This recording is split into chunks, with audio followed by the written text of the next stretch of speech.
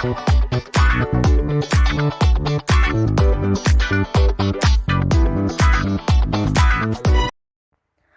semuanya, jumpa lagi dengan saya Sylvia.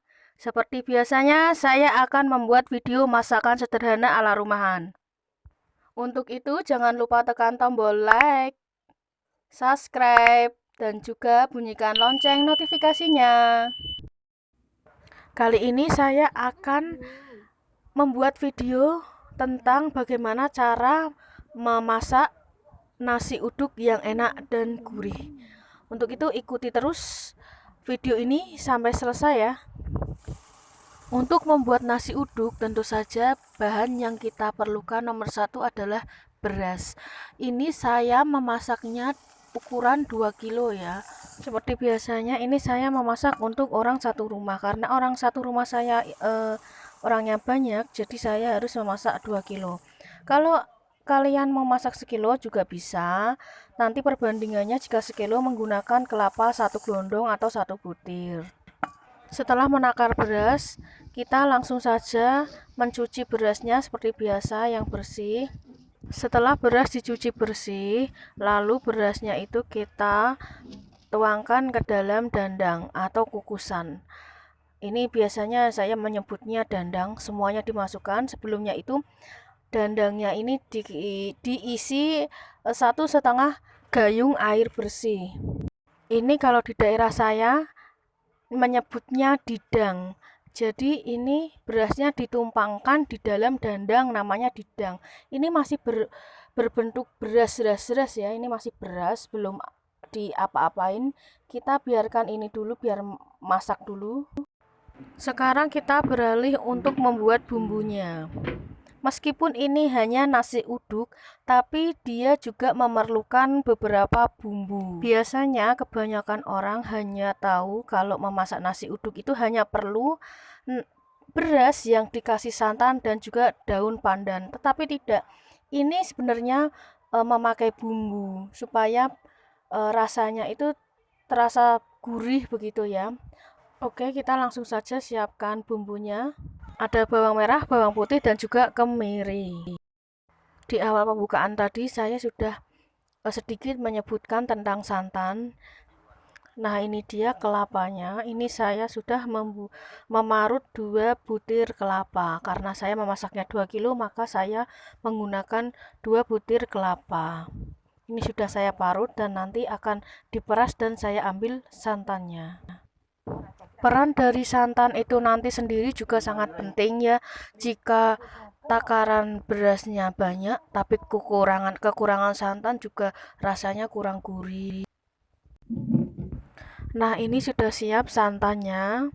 Ini kira-kira memeras kelapanya tadi menggunakan 4 gayung air bersih.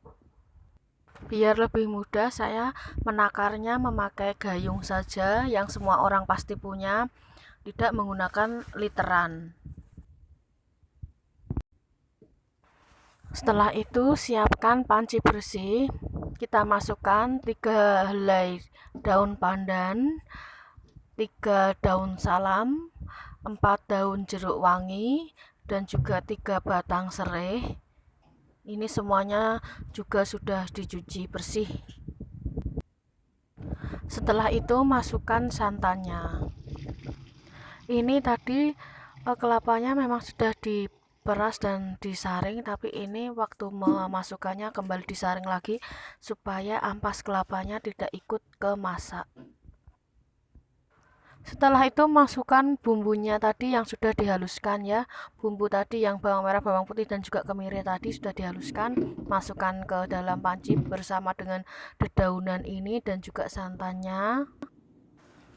Lalu tambahkan 2 sendok makan gula pasir.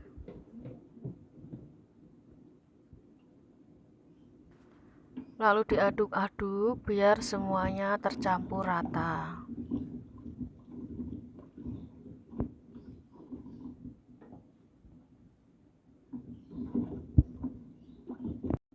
Setelah itu tambahkan juga 1 sendok makan garam. Ini diaduk lagi biar semuanya tercampur rata.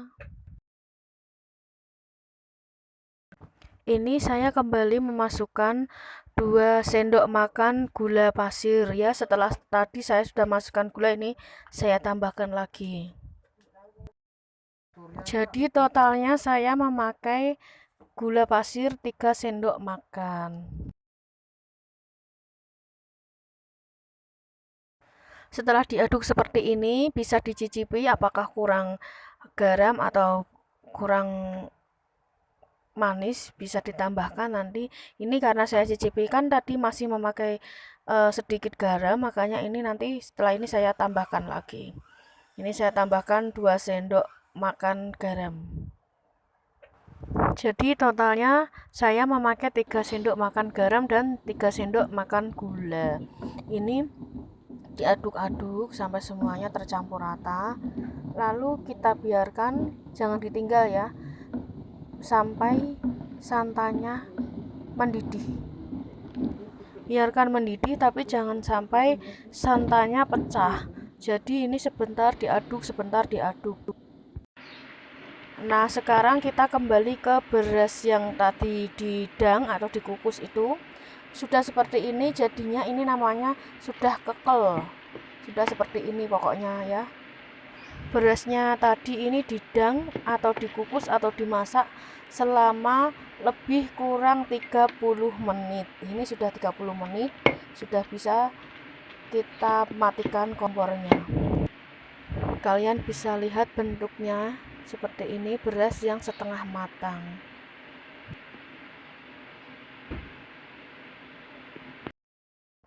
Sekarang kita beralih kembali ke santannya.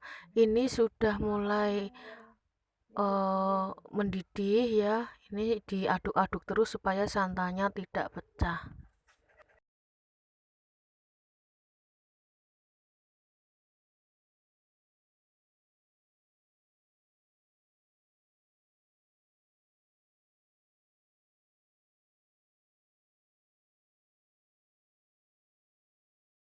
Sudah mendidih seperti ini, langsung saja berasnya yang sudah kekel tadi masukkan ke santannya ini.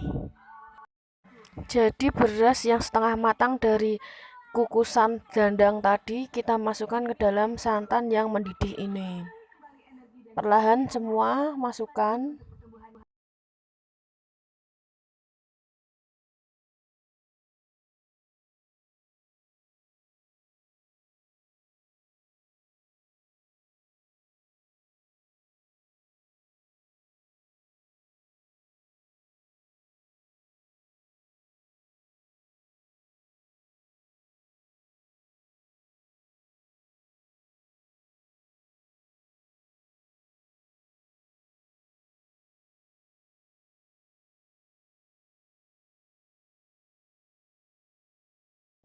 Berasnya sudah masuk semua, lalu diaduk-aduk supaya berasnya tidak ada yang menggumpal. Diaduk terus. Seperti ini saja sudah mulai tercium aroma wangi dari nasi uduknya.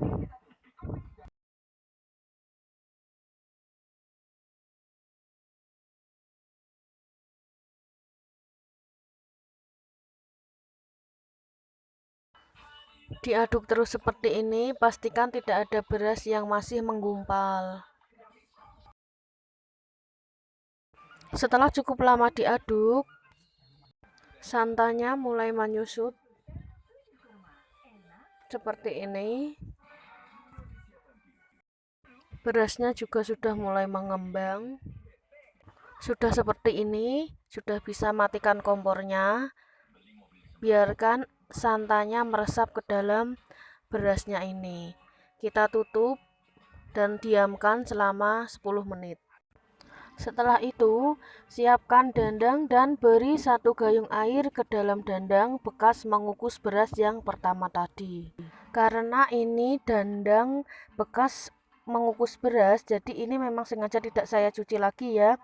Karena dandangnya ini juga masih bersih, karena tadi cuma digunakan untuk mengukus beras. Dan sekarang kita pakai kembali untuk mengukus beras yang sudah terendam oleh santan seperti ini. Sekarang sudah bisa dilihat tampilan berasnya setelah dimasak dan direndam dengan santan yang berbumbu.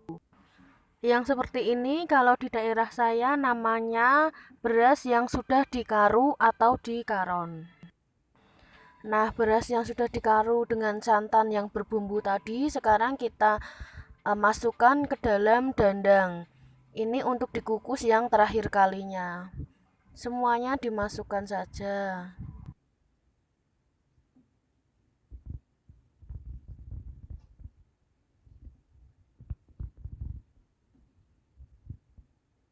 Untuk dedaunannya ini, daun salam dan daun jeruknya lalu serai, jangan diambil dulu, biarkan dia dikukus bersama dengan beras yang sudah dikaru.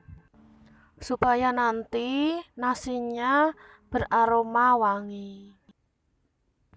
Nah, untuk kalian yang mau membuat nasi uduk untuk sebuah acara, ulang tahun atau apapun, kalian bisa mencontoh resep ini karena ini juga membuatnya 2 kilo. Kalau seumpama mau membuat 3 kilo juga bisa dengan takaran beras 3 kilo dan kelapa 3 butir.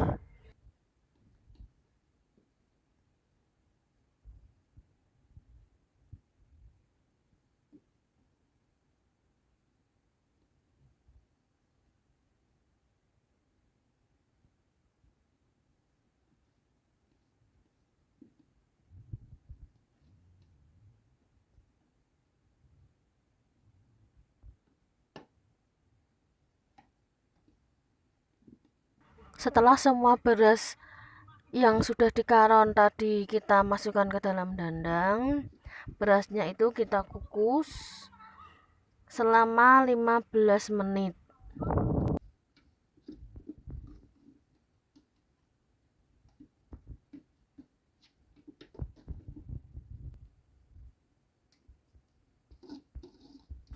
Nah, sekarang kita tutup dandangnya dan kita tinggalkan tunggu sampai 15 menit. Setelah 15 menit, kita buka kembali dandangnya. Sebelum nasinya benar-benar matang, kita ongkel dulu nasi yang setengah matang ini. Diongkel itu artinya diaduk-aduk supaya semuanya bisa matang, tidak ngeletis begitu ya. Enggak tahu saya kalau di daerah kalian namanya apa, ngongkel dan ngeletis itu. Kalau di daerah saya ngeletis itu artinya beras yang masih belum benar-benar matang.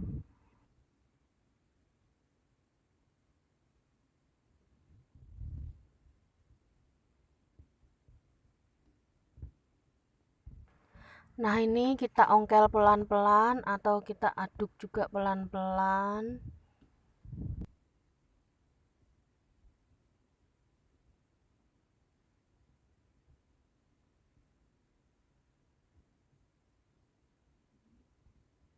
Setelah nasi setengah matangnya ini selesai diongkel atau diaduk, kita kembali tutup dandangnya.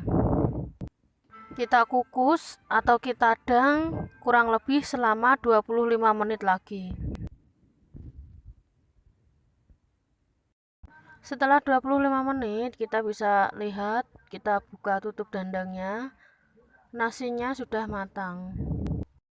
Aromanya sudah tercium harum dari santan dan juga bumbunya, dan lagi dari daun pandan, daun salam dan juga serai. Nah, ini sekarang nasi uduknya yang sudah matang sudah saya pindahkan dari dandang ke dalam bakul nasi. Hasil masakan nasi uduk 2 kilo beras tadi bisa menjadi 2 bakul nasi besar seperti ini. Dedaunan tadi atau bumbu dapur itu tadi sudah saya ambili, jadi nasi bisa terlihat bersih seperti ini. Sekarang nasi uduknya sudah bisa disajikan. Untuk lauknya kita bisa membuat telur dadar, kering tempe, sambal goreng atau yang lainnya. Nah, ini dia hasil masakan hari ini, nasi uduk yang enak dan gurih. Selamat mencoba, sampai jumpa di video-video saya selanjutnya. Terima kasih.